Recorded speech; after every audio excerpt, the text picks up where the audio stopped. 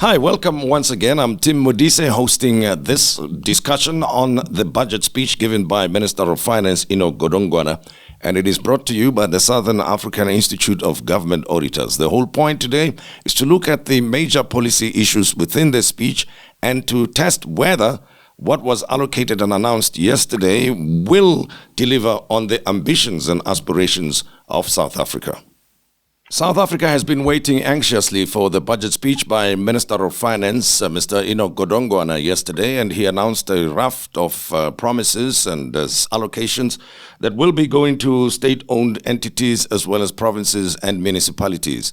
There are many weaknesses in the South African system, and not only are there weaknesses, there are also challenges. The main one being that of economic growth and employment creation. On the other hand, the performance of the state in delivering services. And on top of it all, the debt burden that seems to be increasing every year. Question is, will South Africa be able to overcome these challenges? And do we have fiscal space to pay our way out of our problems? I invited Economist with director of the Institute for Economic Justice, Dr. Gilad Isaacs, who joins us and will be with us for the next 30 minutes or so, as well as Ms. Nicky Weimar, who is the chief economist of the Nedbank Group. Now, welcome. Let me start with you, Gilad. Tell us a little bit more about the IEJ. Excellent. Thanks very much, Tim. The IEJ is a non-profit think tank linked with the University of the Witwatersrand, and we focus on economic policy issues, and budget policy is one of our core focus areas. I will be coming back to you in a moment, and there's a reason I asked you that question. It's to do with the basic income grant that you have been pushing for, and the main concern for many other economic commentators is that South Africa can not afford it, but you and your colleagues believe that we can. Nicky, the allocations have been made, the challenges remain. Are we doing the right things, you think, now through this budget to get ourselves out of trouble when it gets to the performance of Transnet, Eskom, and the performance of municipalities to deliver services? Ooh, that's an enormous question. So, are we doing the right things? I think we're taking steps in the right directions, but we are really in survival mode. That's the way we see it. And if we look at this budget, the fact that we had to go and take from the Golden Reserve account in order to just keep state debt cost under control and reduce the borrowing requirement to levels that wouldn't scare the living daylights out of anybody. Just gives you a hint of exactly how tight things are. So things are very tight on the fiscal front. I suppose, given the difficult circumstances, that they did the best they could. But on the economic front, on the unlocking the right sort of policies in order to bring about faster and more inclusive economic growth, I think we've only just started. And what we're discovering is even where the policy advice is the right one, like we've seen in the reforms with regards to electricity, nothing moves or is implemented as quickly and as rapidly as you would like. And very often there's all these sorts of holdups, whether it be on the legislative side, that just means that to make material progress is a case of sort of 2 steps forward and 1 step back. But certainly in terms of electricity, I think we're doing that. In terms of rail and port issues, I think we have barely begun to address those issues. Gilad, coming back to you, you did suggest that there was room for the basic income grant to be paid out to all South Africans and that the country can afford it. But other economists, as we've already heard from Nicky Weimar, of the view that we're borrowing more than we can afford, and the situation seems to be getting out of control now, with the Golden Reserve account being put on standby to provide 150 billion rands that I know in one of your papers as IEJ you were suggesting that is the account that could help payout, the BA, the basic income grant? Yeah, so I think it's firstly important to explain that the fiscal envelope, the amount of fiscal resources, is not a God-given sort of amount which is handed down. It's a policy choice, right? It's a choice of how much tax, how much borrowing, and other sources of revenues. So, for instance, in the budget in 2021, the debt levels there were due to peak at 89%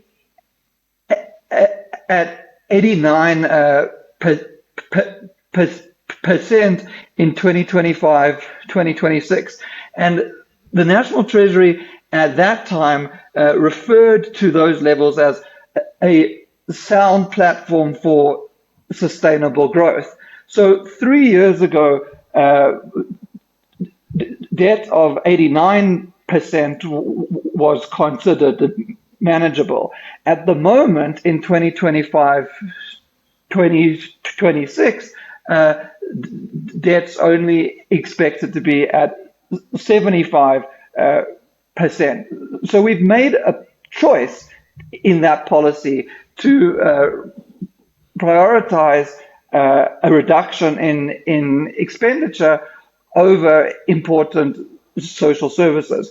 We've made other choices. We've made a choice last year to give in handouts over 70 billion rand to those earning above 750,000 rand.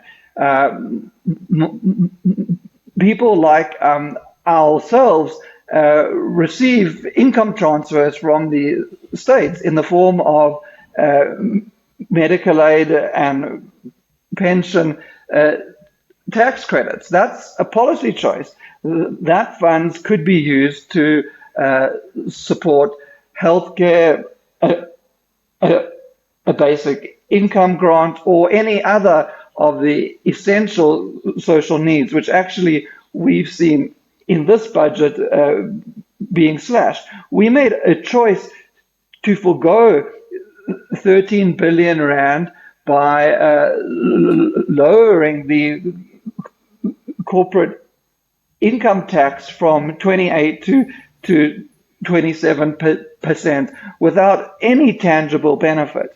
So these are the choices which government's making. And the flip side of these decisions on revenue is decisions on expenditure. We see over the 8 years from 2019-2020 to the end of the medium-term expenditure framework, a cut of 270 billion rand per person in non-interest expenditure. That's a cut of from about 34,500 rand to 26,500 rand. That's almost 8,000 rand, or a quarter of per person non-interest expenditure. And of course, this filters down. It means less spending per public health care user, less spending per learner in school, below inflation increases to social grants. And so that's the hammering which ordinary and poor South Africans are facing due to deliberate policy choices not to utilize the maximum available resources.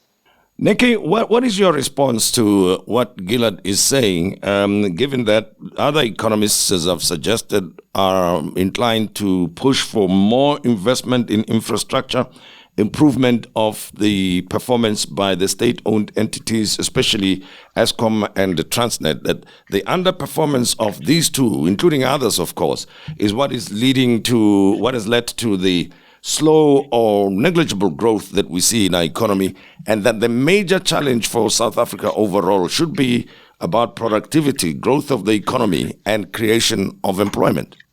Yeah, we wouldn't agree with that assessment of the situation. So I suppose it really depends on which angle you come from.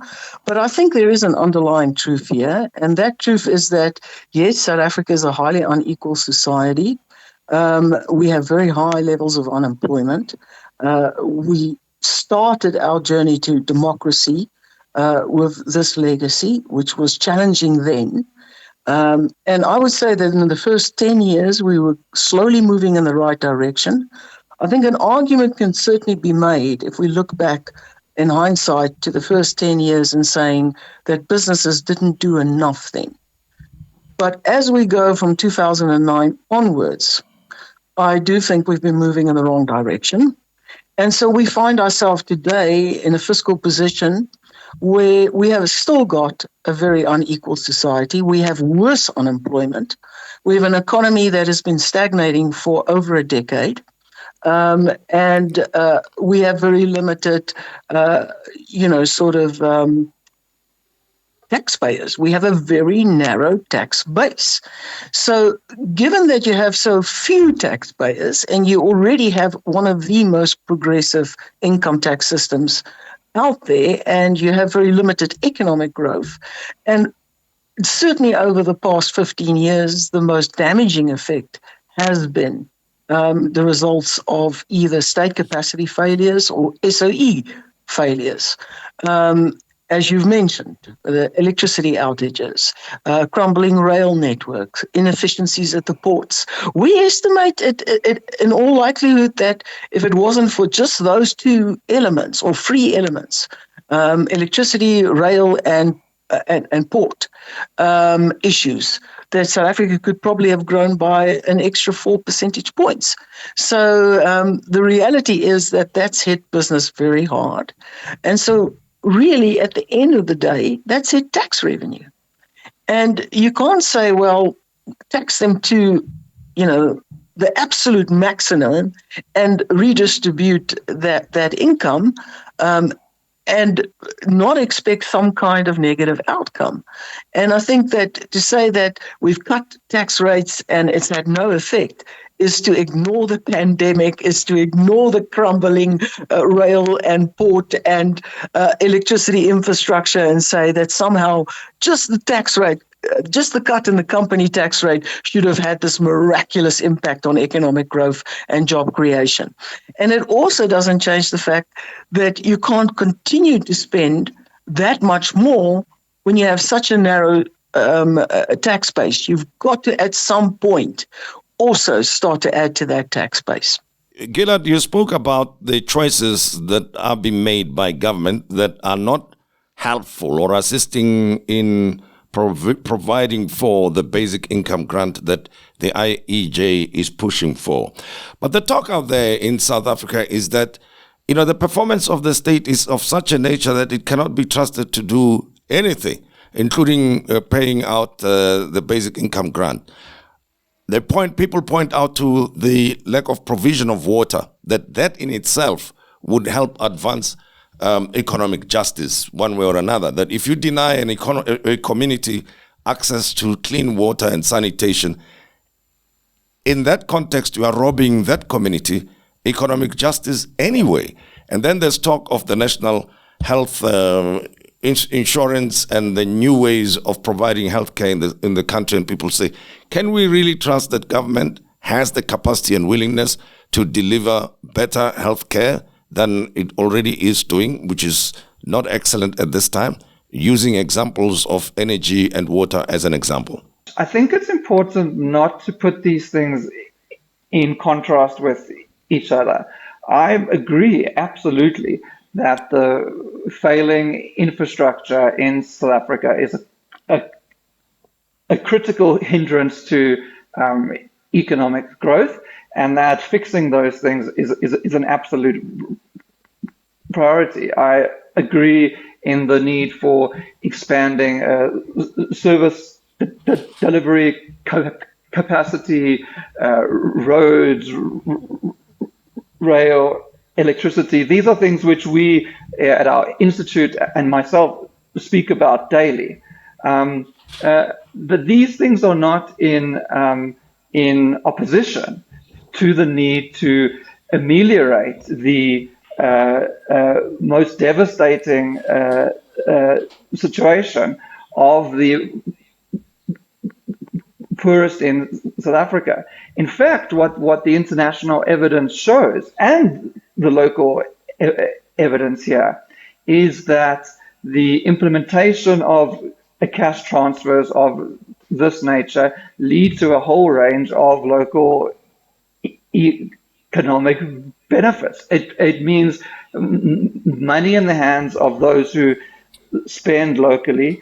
It means an increase in the activity of local economies. It means a increased spending power. It improves job search. It improves educational outcomes. It improves health outcomes. All of these things add to the underlying capacity of the economy. In addition, what we should note is that we're not trying to play off a basic income against public services or against the need to invest in key infrastructure. If there's anything which we should be seeing the basic income against, it's the welfare which is being given to the highest income earners. And I say it again, 83 billion rand in income transfers to those earning above 750,000 rand. That's more than double the amount that's being allocated to the SRD grant, which hasn't increased in 4 years. It's absolutely indefensible. There is no possible defense for handing you and I 83 billion rand. But the advocating for an increase in social transfers is not in opposition to fixing the ailing economy. It has to be seen as a part of a package. And many of what you have both said about those key industries are also things we say. Nicky? I absolutely understand the need to prevent extreme human suffering. No one wants to live in a country that does not address that. But where I would be quite reluctant to say, let's spend more and more and more and more, is to come back to that very point you rose. And that is that ultimately, if government spending is not efficient, and in our view it isn't, we've experienced a dramatic deterioration, in our view, in government services. Things like electricity security and water security and just basic municipal services and making sure that people live in clean and it doesn't have to be fancy, just clean and safe and secure environments. All of those services have deteriorated. And all of us experience this as we wake up in the morning, as we drive from our properties to work, we see the decay. It's no longer hidden. It's no longer just in certain areas. We see it pretty much everywhere. And that's the problem. So are we now saying allow government to spend even more when they haven't illustrated the capacity to do the basics? And perhaps the focus should be on that for government. Let's get the basics right, because I think that will already make a material difference to the life of especially those who need assistance the most. If I might, Tim. Yeah, please, go ahead. I think that's absolutely right. Let's get basics right. But you can't get basics right if you starve municipalities of funds. You can't get basics right if you go to a clinic and there aren't enough doctors and nurses. I mean, you simply can't deliver. Now, that doesn't mean that finances are the be-all and end-all. Of course, there's critical issues here of capacity of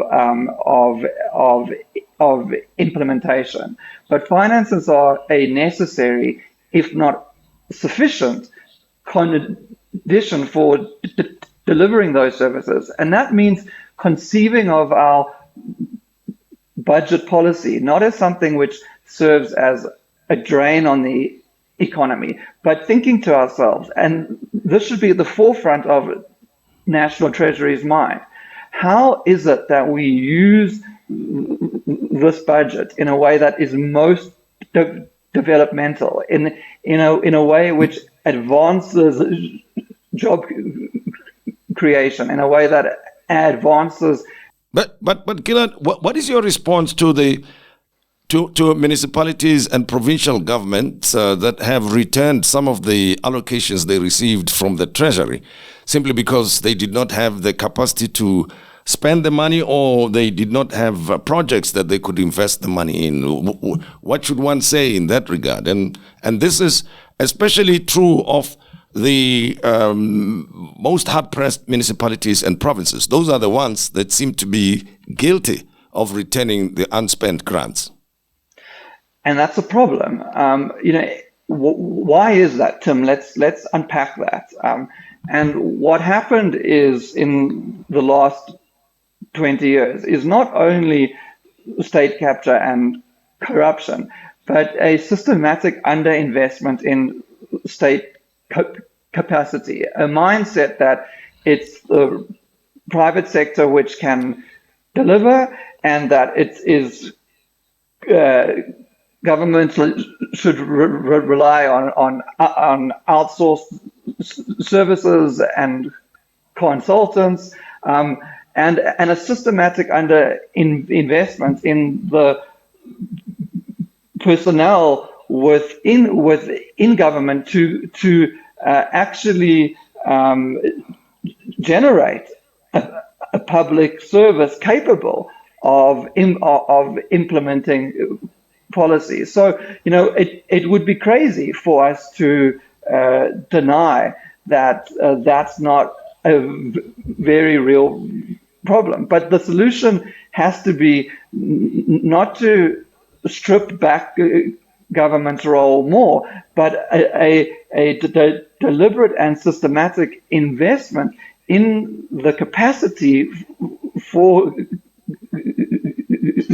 government to actually implement its stated policies. The irony of the question of basic income is that social grants are actually a very, very easy thing to deliver, right? There's very low leakage from corruption. It's much simpler than building complex infrastructure, than educating people, than healthcare. But across the board, we have to invest in a civil service that actually functions.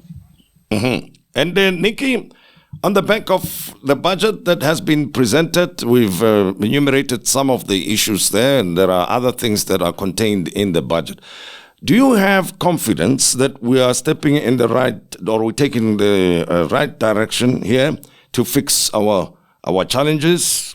Economically speaking, we know what they are: poor economic growth, unemployment, a whole number of those things, that whatever was promised by the minister yesterday or announced by the Minister of Finance will help us take the right direction. So I think on the structural reforms, I do think they have the right idea. I mean, the plan is a solid one. I think if implemented rapidly and with conviction, in other words, not with resistance and hesitancy, and accelerated, I think it will make a difference. It will ease some of the infrastructure issues on businesses, maybe help to enable higher production and reduce operating expenses and help revive profitability a little bit, which over time, if we systematically build on that, could get us in a better position. But again, it's all a function of implementation. We have not been good at that. And because we've not been good at it, structural reforms don't immediately deliver or yield results in any case. It takes time and often quite a lot of short-term sacrifice for long-term gain. And given that we move so slowly and we're pretty bad with implementation, it looks like it's going to probably take us longer. So, yes, I think the plans on that front, we're moving in the right direction. But no, I don't think it will materialize probably as quickly as National Treasury anticipates. And then in terms of, just the overall fiscal position, I still think we're in a very tight position. And I think it really now comes down to government to illustrate that they can start to put the country on a more sustainable footing. And I think that if they can succeed in reducing fiscal risk, I think we will get the benefit of that. It will translate into lower borrowing costs. It will translate into a steadier currency, more contained inflation, and potentially even over some time, credit rating upgrades and ultimately also generally lower cost of borrowing and higher economic growth. But we're going to have to chip away at it, and it's going to be a long road, I think. Probably the next 3 to 5 years. Right. And thanks very much for that, Nicky. Gilad, the right direction do you think that we are taking, the government is taking with the budget that it unveiled? And will this help deliver socio-economic justice, even though it may take longer than we wish for or anticipate? What do you think? What we don't see, Tim, is a coherent growth path. All right, we have to have a pathway to expanding the economy, and it's not enough to say, well, let's shrink borrowing, even though the reductions in expenditure which that involves will remove demand from the economy and slow economic growth. And through a whole series of intermediary steps, somehow that lower levels of borrowing will translate into improved growth. Unfortunately, that's got the story backwards. What we have to start with is a plan to expand the economy. The only way for us to achieve sustainable fiscal position is on the back of economic expansion, right? If the economy grows, one's debt levels fall. It's a ratio of debt to GDP. And what we're not seeing from government is a coherent growth path, a way to invest in the most essential areas of our economy, and a deliberate effort to expand both new and existing industries, to expand employment. And it's through that type of bold investment plan that we would actually be able to see ourselves reach a sustainable fiscal position. Thank you very much, Gilad Isaacs of the Institute for Economic Justice. Appreciated your time and your insights, much appreciated. And Ms. Nicky Weimar, the Chief Economist of Nedbank, thanks again for your time. And this discussion was brought to you by the Southern Africa Institute of Government Auditors. And the whole point is to expand our way of thinking about how the country is run, as well as hold those in authority accountable and encourage those who are doing their work to improve on it on a daily basis, because South Africa is waiting for all of us to deliver, to make this a great country and realize its potential. Thank you once again. Excellent. Thanks very much, Tim. Thank you. Goodbye. Another production from Solid Gold Podcasts.